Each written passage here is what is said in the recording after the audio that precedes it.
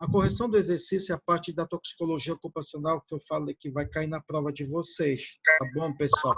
São 10 perguntas que eu fiz para vocês a respeito de toxicologia ocupacional. Na primeira pergunta, eu pergunto assim para vocês definirem e explicarem a toxicologia ocupacional.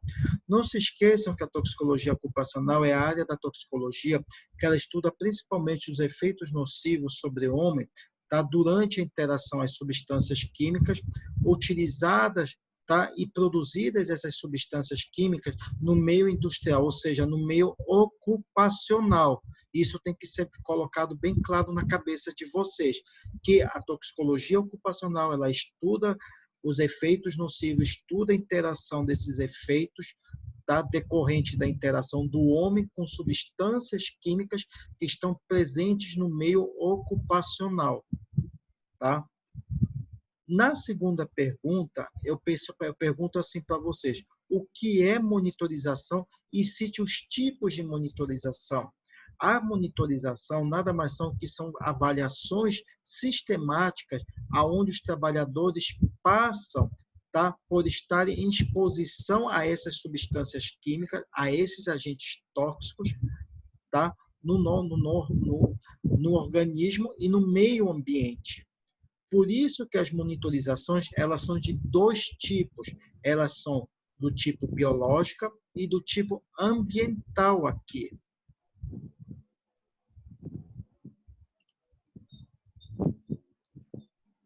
Na terceira pergunta, eu pergunto assim para vocês: o que é monitorização ambiental? Lembram vocês da aula, quando a gente conversou de toxicologia ocupacional, dessa parte? A monitorização ambiental é o tipo de monitorização que avalia aqui principalmente o risco, tá, à saúde do trabalhador através da identificação e da quantificação desse agente tóxico que está presente aonde? No meio ambiente. Isso é a monitorização ambiental, é avaliar o risco risco da presença dessa substância química, desse agente tóxico. De que forma ele faz essa avaliação? Através da sua identificação e dessa quantificação desse agente tóxico que está presente no ambiente de trabalho, tá? E na quarta questão, eu pergunto assim: quais são as condições que favorecem a realização de uma monitorização ambiental? Aqui são vários os fatores que estão relacionados a essa monitorização, que vão desde o estudo da área, tá, onde vai ser avaliado, ou seja, da área de estudo, tá, do número de trabalhadores que nela estão presentes, da movimentação desses trabalhadores ao longo, tá, do local onde eles vão trabalhar, das condições de ventilação, tá, da própria movimentação de materiais, porque tem locais que há movimentação de materiais, ou seja, materiais que emanam agentes tóxicos maiores do que outro, podem ser um influenciador aqui para uma exposição, para o risco na exposição a esse trabalhador, como também o ritmo de produção, a presença de agentes possivelmente presentes aqui, tá, nesse local, tá, também são fatores que agravam, tá, essa monitorização. E atividades ou funções, ou seja, atividades que necessita a presença mais constante do trabalhador no meio ocupacional, faz com que ele se exponha a maior risco a se contaminar aqui. E na quinta pergunta, eu pergunto assim para vocês: o que são limites de exposição ocupacional? Os limites de exposição ocupacional eles têm que ser entendidos aqui como valores de referência, tá? Ou são valores diferentes por conta da diversidade de entidades, de agências reguladoras, as quais avaliam esses valores, tá? E são utilizados como critérios para determinações do quê? De determinações da quantidade dessa substância, desse agente químico no meio ambiente. Tá? Isso são limites de exposição ocupacional. São valores de referências emitidos por agências diversificadas, tá? Que tendem a serem utilizadas como critérios para a determinação da presença dessa substância química no meio ambiente ou no organismo. Na sexta pergunta, eu pergunto sobre o que é a monitorização biológica.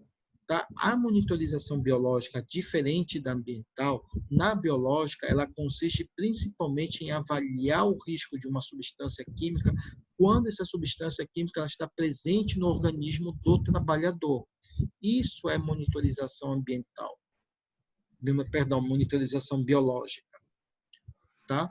E na sétima pergunta, eu pergunto assim, quais são as condições que favorecem a realização de uma monitorização ocupacional, no caso, uma monitorização biológica aqui? São vários. Vão desde a concentração do agente tóxico presente no organismo, também da carga de trabalho, ou seja, quanto tempo esse indivíduo vai estar presente, da carga de trabalho e de picos elevados de contaminação do ar. Por quê? Porque durante uma jornada de trabalho, nós observamos que esse agente tóxico ele se comporta dependendo, tá, do quanto vai ser absorvido dele, tá, no organismo, através do ar, ele se apresenta em picos variados durante essa escalonada de trabalho, como também os processos de absorção, principalmente o processo de absorção desse agente tóxico em outras vias, ou seja, em outras vias, como pode ser a térmica, tá? Também é um fator aqui que favorece a monitorização.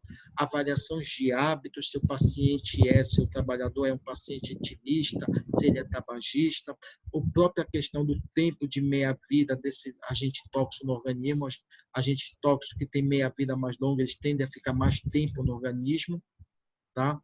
Até a exposição extraprofissional, ou seja, quando o indivíduo leva para sua casa um macacão de trabalho ou até materiais que são utilizados no trabalho, no local de trabalho, podem contaminar outros indivíduos, tá? Isso também é uma forma, um fator que favorece a monitorização, tá?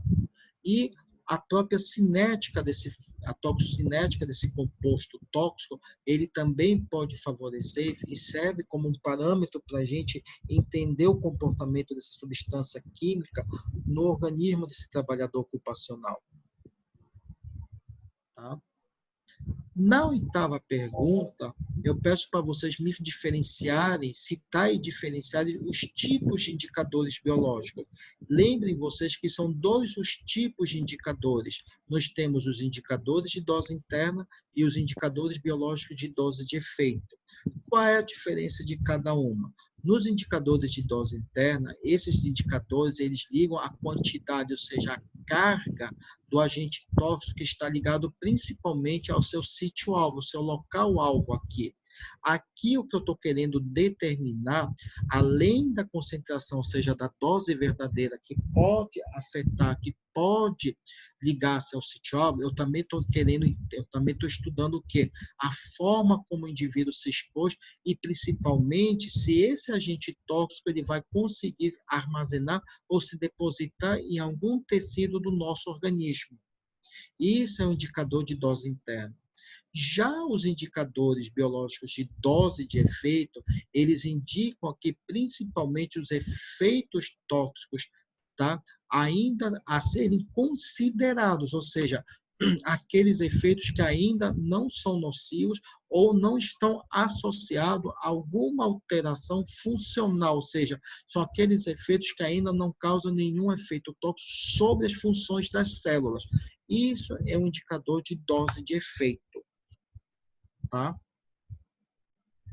E na nona questão, eu peço para vocês me discorrerem sobre as vias de formação da molécula de metahemoglobina.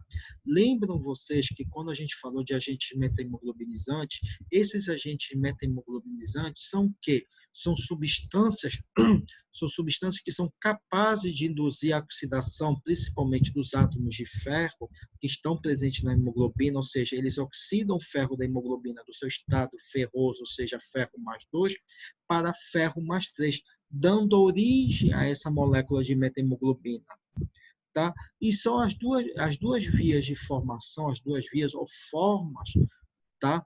São quais? Nós temos a forma adquirida, tá? Que ocorre pela ação de agentes oxidantes, por exemplo, alguns tipos de fármacos, eles conseguem oxidar o ferro da hemoglobina, levando à formação da metahemoglobina, como nós temos também a segunda via, que é a forma hereditária, que ela ocorre principalmente aqui, tá?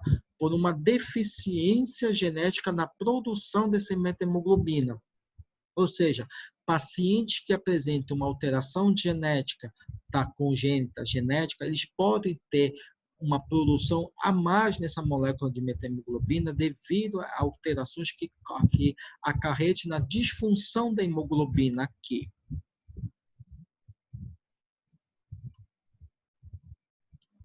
E na 10ª questão, eu pergunto para vocês falarem, discorrerem sobre a cinética dos solventes orgânicos. Lembre que nessa aula nós falamos que a cinética dos compostos dos solventes orgânicos, elas são divididas em 3 partes. Nós temos a parte da absorção, que esses solventes eles podem ser absorvidos por 3 vias, pela via respiratória, térmica ou digestiva, sendo que a via respiratória é a mais importante, porque com ela é nela que ocorre a inalação dos vapores, tá?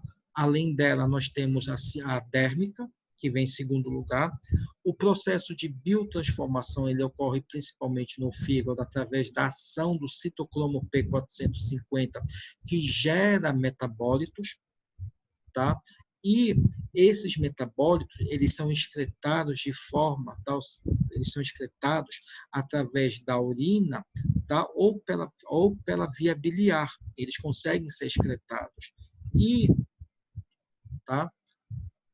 Isso é importante. Durante o processo de biotransformação, nós observamos que esses compostos, esses solventes orgânicos, eles conseguem sofrer influência de outros agentes tóxicos, como, por exemplo, o álcool, a nicotina, tá? E outros fármacos, criando e gerando metabólitos ativos tóxicos que conseguem ser mais influentes e mais e apresentar um potencial tóxico a mais do que o agente original deles, tá?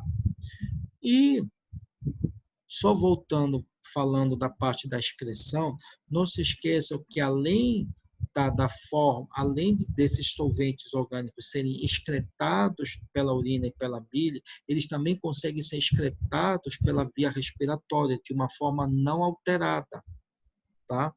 E a via de excreção pela via inalatória, ela serve como um parâmetro de controle ocupacional, de controle biológico, de monitorização biológica, tá? Não somente biológico, como também ambiental, para o caso de intoxicação por esses solventes, tá? No meio ocupacional. Bem, pessoal, dentro dessas 10 perguntas que a gente acabou de responder, tá, sobre toxicologia ocupacional, ficou alguma dúvida para vocês? Tá, dessas 10 perguntas respondidas, que essa já é a nossa revisão de toxicologia ocupacional aqui. Ficou alguma dúvida? Ficou alguma coisa que não ficou entendido aqui? Hein? Não, professor. Não. Fabrício, Davi, Elda? Não, professor. Tá tudo Não, tranquilo? professor, tá ok. Jaque, Ok, Laís, professor. Leide, Leonardo, Marcelo, Tá ok, professor. Tudo bem, professor? Roseli, Sueli, Vanessa. Tá tudo ok aí para vocês? Ficou tudo claro para vocês? Tá bom, Ok. então, menina. Professor, tudo ok. Sim, professor.